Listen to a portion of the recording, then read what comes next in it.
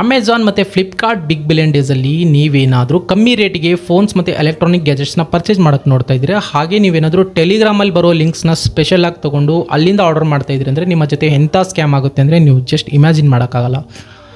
So ನೀವು ಯಾವತ್ತಾದ್ರೂ think ಮಾಡಿದ್ದೀರಾ, reputed companies like Samsung and Amazon ಯಾವತ್ತಾದರೂ 60-70% ಕಮ್ಮಿ ದರದಲ್ಲಿ ಮಾರೋದು ನೋಡಿದ್ದೀರಾ? ಟೆಲಿಗ್ರಾಮಲ್ಲಿ ಬರೋ ಲಿಂಕ್ಸು ₹1 ಐಫೋನ್ ಸಿಗ್ತಾಯಿದೆ, ₹1 ಸ್ಯಾಮ್ಸಂಗ್ ಫೋನ್ ಸಿಗ್ತಾಯಿದೆ, ಈ ಥರ ಪ್ರಮೋಟ್ ಮಾಡ್ತಿರ್ತಾರೆ. ಆ ಥರ ಲಿಂಕ್ಸ್ಗೆ ಏನಾದರೂ ನೀವು ಮರಳಾಗಿ ಫೋನ್ಸ್ನ ಆರ್ಡರ್ ಮಾಡೋದಾದರೆ ದಯವಿಟ್ಟು ಒಂದು ಸಲ ಚೆಕ್ ಮಾಡಿ. ಯಾವುದೇ ಕಾರಣಕ್ಕೂ ಅಮೆಝಾನ್ ತಮ್ಮ ಪ್ರಾಡಕ್ಟ್ಸ್ನ ಅಫಿಲಿಯೇಟ್ ಥ್ರೂ ಪ್ರಮೋಟ್ ಮಾಡಿ ಅದನ್ನು ಸ್ಕ್ಯಾಮ್ಗೆ ಬಳಸ್ಕೊಳ್ಳಲ್ಲ. ನಾವ್ಯಾರಾದರೂ ಕಾಂಟೆಂಟ್ ಕ್ರಿಯೇಟರ್ಸು ಮತ್ತು ಈಗ ಎಕ್ಸಿಸ್ಟಿಂಗ್ ಇರುವಂಥ ಅಫಿಲಿಯೇಟ್ ಮಾರ್ಕೆಟಿಂಗ್ ಮಾಡೋರು ಇರ್ತಾರಲ್ಲ, ಅವರು ಜೆನ್ಯೂನ್ ಆಗಿರೋ ಲಿಂಕ್ಸ್ನ ಕೊಡ್ತಿರ್ತಾರೆ.